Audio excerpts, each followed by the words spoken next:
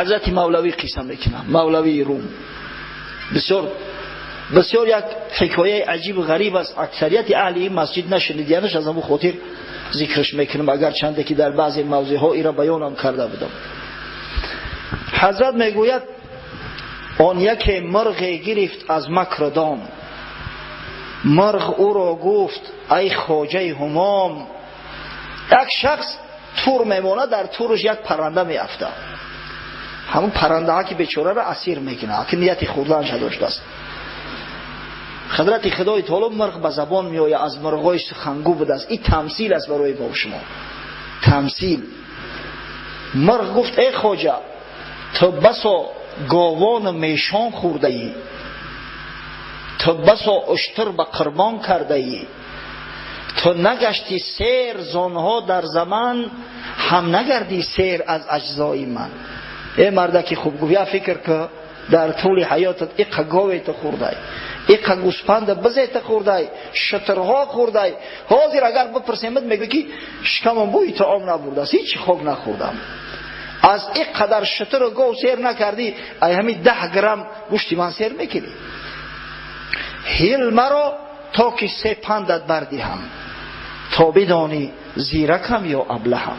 از او گفت مرا سرتی 3 نصیحتت میکنم، انشالله فایده و منفعت میبینی. اولی آن پند هم بر دستی تو، ثانیش بر بام کهگل بستی تو.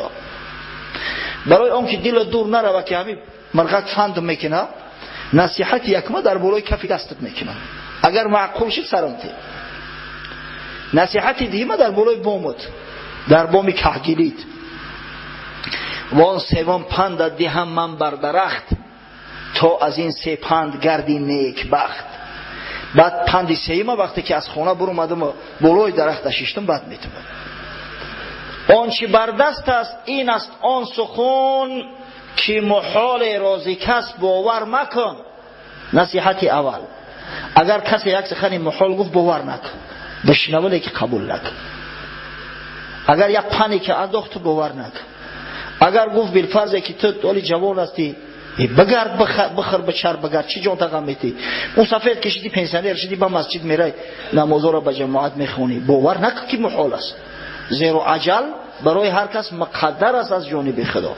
عجل به پیری و جوانی کار نداره.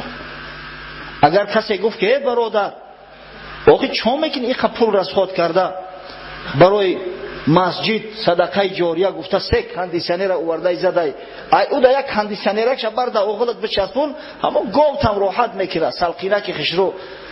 یا که مثلا برده خونه گودکو باید تاکی دیگه شو بچسبون، شبو که نداره کابینت کاری داری یا تا دیگه شو بر بودر خونه گودکات بچسبون. بشنو باور نکن. زیرا زکات فریضه الهیه، زیرا صدقه جاریه آن همون پولی هست که برای آخرتت میفرستی، او حتما به تو میرسه. این پولات ممکن استفاده بری، ممکن نبری، او را حتما استفاده میبری. یک روز و 2 روز نه، جاویدانه استفادهش میبری. پس شنیدی باور نکن. بسیار نصیحتی خوبش گفت و خیلی سرش داد. بر کفش چون گفت اول پند زفت، گشت آزاد و بران دیوار رفت. پری سری دیوار برآمد. گفت دیگر برگذشته غم مخور، چون زی تو بگذشت زان حسرت نبر. نصیحت دیگه گفت اگه برگذشته صلوات فکر گذشته را دیگه نکن. نگو که سبحان الله یک وقت زمینت به $100 میفروختن، هر یک سوتیخش اگر میخریدم روزی در $20,000 میفروختمش، بر رفته که دیگه. نگو که سبحان الله اگر فلان کارا میکردم امروز این قدر فایده و منفعت میگرفتم. همون چیز در روزی تو نبود، از چی غم میخوری؟ از غم خوردن ایت فایده و منفعت نیست. نگو که همسایم 5 سال پیش بچه‌م زده بود در معرکش نمیرم، خدا جان تماس کنه، او زد بر جان خودش جور کرد، تو ببخشش ثواب تا بگی، بگذشته صلوات دیگه فکر نکن این طرف شه. بعد از آن گفتش که در جسمم کتیم، 10 درم سنگ است 1 در یتیم. دولتی تو بختی فرزندانی تو، بود آن گوهر به حق جانی تو.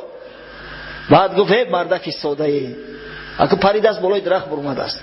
اگر تو مرا میکشتی شکم چاک میکردی، در درون معدم یک جغلدان بگیم که معده چی داره بیچاره گندش، در درون جغلدان یک دری، یک بریلیانت 30 گرمه بود، میگرفتی کیف کرده میخوردی میگشتی، با فرزندات هم میراث میموند، راحت میکردی.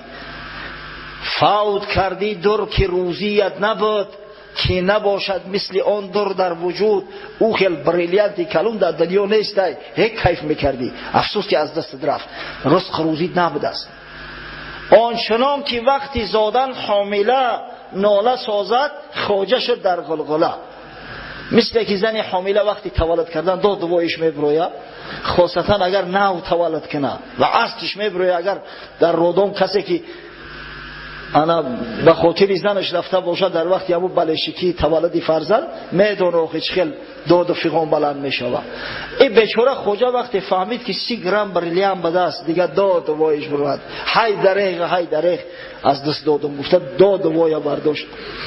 مرا گفتش نه نصیحت کردمت که مبادا برگذشته دی غمت.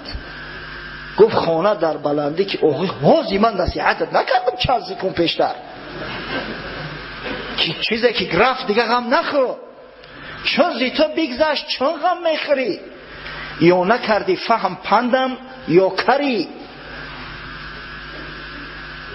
وان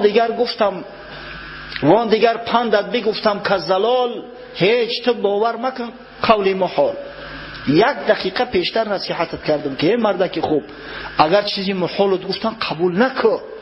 من نیم خود 3 درم سنگ ای اسد، 10 درم سنگ اندرونم چون بود. آخه خدا جالی تر مست کنه که من خودم 10 گرم وزن دارم، آخه او 30 گرم بریلیان در شکمی من چخیل میکنجا، تو هیچ عقل فراسه داری؟ خواجه باز آمد بخیش، گفتا که هین بازگو آن پند خوبی آخرین. به عقل این به سرش زد که آقا حقیقتا احمق بود است. مایلش گوام نصیحتی سیم تم وعده کرده بودی اکمورم بته، ایدتش بسیار خوب بسیار خوش. گفت آره خوش عمل کردی بدان، تا بگویم پندی سالیس رایگان. اگه با او دتش گفت بسیار عمل کردی، با این سیمش عمل میکنی که سیمش بو برات بگم. پند دادن بر جهول خوابناک، تخم افکندن بود بر شور خاک.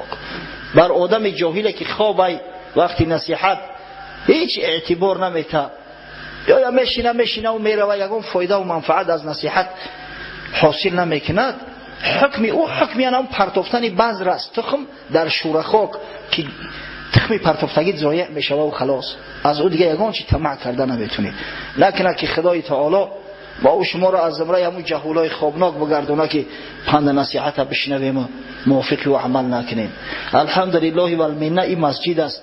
من میدونم خاصتا جوانایی که نزدیک میشینن در خانقاه هستن، بر وقت میآین جا اشغال میکنن، اینو از اون جهولای خوابناک نیستن. با شما نگاه کنه که صحبت کردن چقدر سبکه.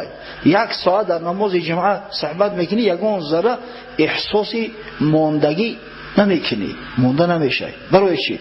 برای که گوش میکنن. معرکه خدا نگه داره، در معرکه آدمای ارلش بسیار اناخی میآیند، بعضیش بعد مجبور میشوی سخنای قبیح بگوی تا اینکه او آرام شود. از همین خاطر انشالله این فضای مسجد دیگر است، تأثیر زیاد دارد. از همین خاطر موضوعهای مهم از براتون میگیم تا اینکه در یاد تو داشته باشید، موافق آن عمل کنید.